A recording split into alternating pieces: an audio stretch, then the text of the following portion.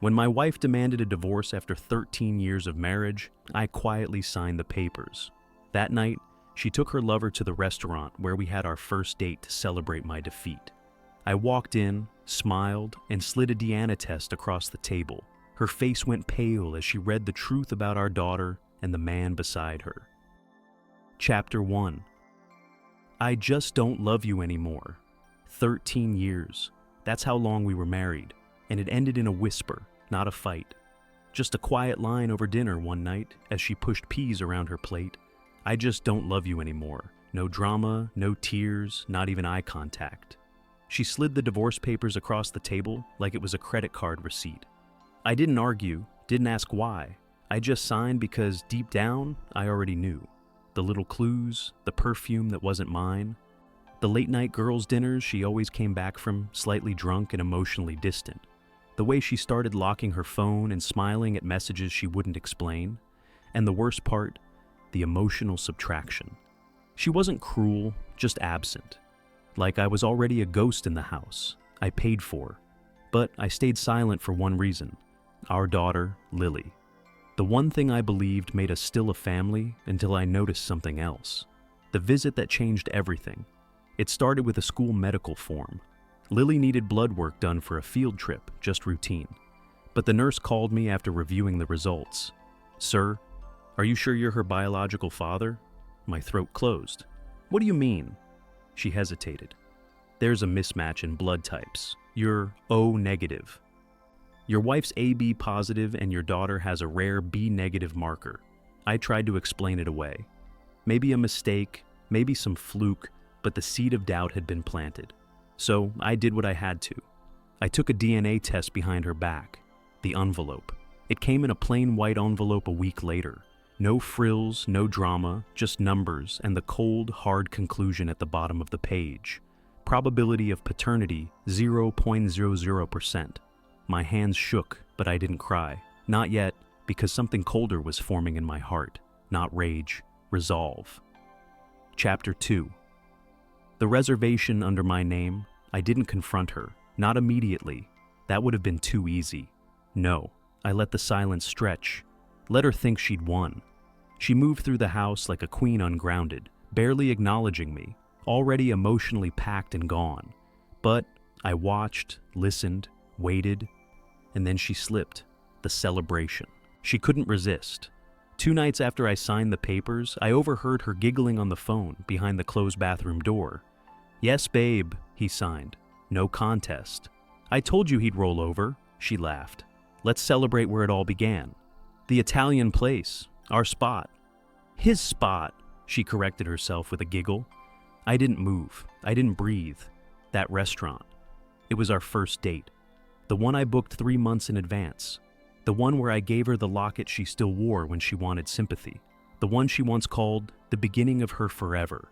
Now, it was just the setting for a victory lap with her affair partner. But what she didn't know was, I still had the reservation system password.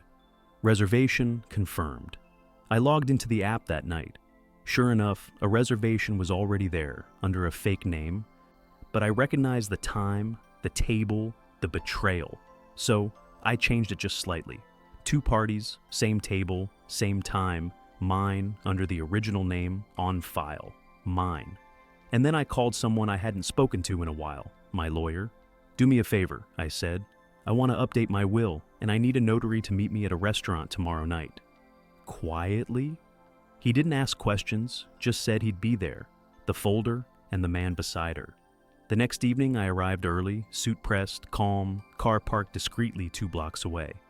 I asked the maîtresse to hold an envelope for me and deliver it as soon as the couple at table 9 were seated.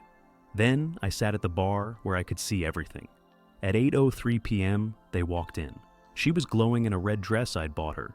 He was cocky, smug, tan from their recent business trip. They laughed as they took their seats. Then the waiter walked over with the envelope. My envelope. Her smile faded as she opened it. And then she saw the first page, the DNA results. But the second page, that was the dagger. Because it wasn't just proof Lily wasn't mine. It was a court petition filed that morning. Chapter 3. The truth echoed across the room. The clink of silverware stopped. Her hands trembled, fingers frozen mid-page. The man beside her, her lover, leaned in, curious, then confused, then visibly nervous. I watched from the bar, silent. A ghost she thought she buried with a signature. What? What is this? She looked around wildly. The restaurant, still full of couples and soft conversation, now felt like a spotlight stage. Her breathing quickened. "This isn't true," she hissed, eyes darting to him. He pulled the papers closer, and as he read, his expression morphed from curiosity to horror. Not because of the first page, but the second. Because I didn't just file a contest paternity. I filed a fraud claim, naming her and him. The waiter's perfect timing. Just then, the maître approached with a soft voice. "Excuse me, Mr. and Mrs. Carter. You're requested at the front desk." She looked up, stunned. "We're not." Then she paused, eyes wide, mouth open, because I stood there, calm, collected, with another envelope in hand. She blinked as if seeing a ghost. He stiffened and I said loud enough for the nearest tables to hear. "You chose this place to celebrate betrayal. Then allow me to return the favor, a toast for the betrayed." I turned to the room and raised a glass. "To anniversaries," I began, my voice steady. "To first dates and first deceptions, to lovers who steal and daughters who deserve the truth. And most of all, to DNA tests for telling the story that mouths dare not speak." Gasps echoed, a few murmurs, but she said nothing. Her face was ash. He stood quickly, but the maître blocked him. "Sir, there's one more thing," the maître said calmly. He handed them both small blue folders, copies of the legal injunction, freezing all her accounts pending the fraud investigation. Then I turned to leave. No yelling, no chaos, just silence behind me and a whispered, "Wait, please." I didn't turn back. She'd had her spotlight. Now it was my daughter who would get the truth, and they would get what they'd earned. Chapter 4. Her family found out.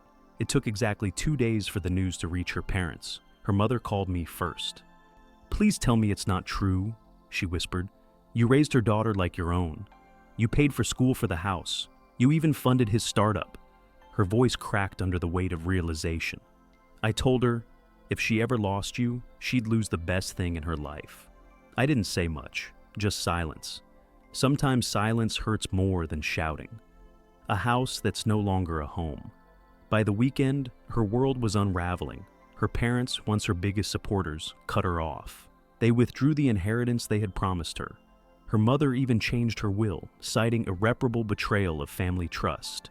And the house, the one she lived in, it turned out I still legally owned it. The deed had never been transferred.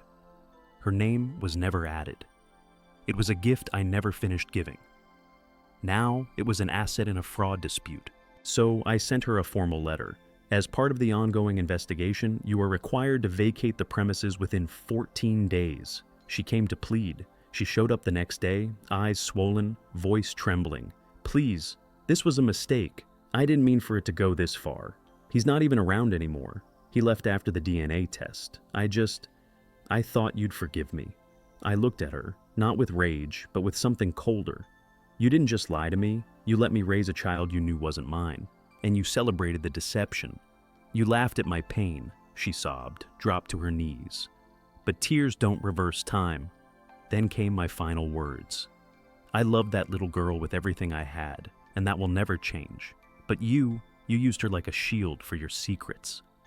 The only thing I'll ever forgive you for is giving me a reason to walk away." I handed her an envelope. The final eviction order, signed and sealed. This is closure, not revenge. The real revenge is knowing that I could have destroyed you and still chose peace. Chapter 5. The girl who still called me dad. 2 months passed. The chaos faded. Lawyers stopped calling, and the house was finally quiet again, except for one thing. A small voice I heard every night echoing from memory. "Good night, Daddy. I love you." A letter in crayon. One afternoon, while sorting through boxes of old things, I found a folded sheet of paper tucked inside my desk drawer. It wasn't addressed formally, just to Daddy in pink crayon. Inside was a note written in uneven handwriting, words misspelled, letters flipped, but the message was loud and clear. I'm sorry I made you sad. I didn't know. I still want to be your little girl. I love you more than any man ever. Even if you're not my real dad, you're my forever dad." There were teardrops on the page, some old, some new, the park bench, moment. A week later, I got a message from her grandmother. "She keeps asking about you. She doesn't understand why you disappeared, so I asked her to bring her to the park." I sat on a bench near the playground, my heart pounding. Then I saw her, hair in a ponytail, missing her front tooth, wearing the blue backpack I gave her last Christmas. She ran up to me and just froze for a second. I thought she'd turn away, but instead she threw her arms around me and whispered, "Daddy, I missed you so much." What I told her. I knelt down, looked her in the eye, and said, "I might not be your real dad, but I'll always be the man who chose you. Not because I had to, but because I wanted to." She nodded, then pulled something out of her backpack. It was a photo of us from 2 years ago, holding hands in front of the Christmas tree. "I keep this with me," she said, "because you're my hero. Always will be." And her mother, she's living alone now. The man she cheated with vanished. The friends who cheered her on, gone. She tried to get joint custody, but I brought everything to court. The fake DNA test, the affair timeline, the birthday celebration where she mocked me while I was grieving. The judge ruled against her. She gets limited supervised visitation. And even that's rarely requested anymore. Closing words. They thought they destroyed me. But in losing everything, I found something stronger. A truth that doesn't need blood to define family. A daughter who chose love over lies. And a future built on clarity, not cruelty. Some stories don't end with explosions. Some end with peaceful silence. The kind that comes when the storm has passed and you're still standing. Was this revenge perfectly justified, or should the storm have raged harder? Drop your verdict below. I read every single one. Hit like if you crave justice and share this story with someone who needs its fire. Subscribe to Walter's story, because here betrayals don't sleep, they hunt their owners. Every shadow hides a reckoning, every mask breaks, and every betrayal is answered. Stay sharp, stay unbroken.